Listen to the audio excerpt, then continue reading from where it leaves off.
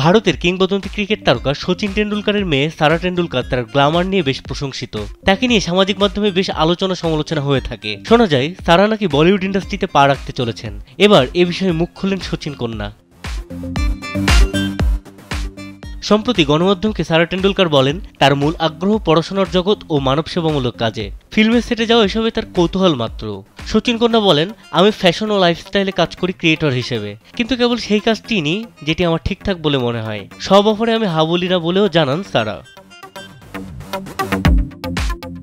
তারা বলেন তিনি ছবিতে অভিনয় করবেন না, এ নিয়ে তার মনে কোনো দ্বিধাও নেই। তিনি বলেন, আমি অন্তর্মুখী, ক্যামেরা দেখলে ভয় পাই। যতই সিনেমার প্রস্তাব আসুক না কেন আমি সব প্রত্যাখ্যান করে দিই, কেননা আমি সত্যি বিশ্বাস করি আমি কাজটার প্রতি সুবিচার করতে পারবো না। অভিনয় আমাকে সন্তুষ্টির পরিবর্তে আরও উৎকণ্ঠায় দেবে।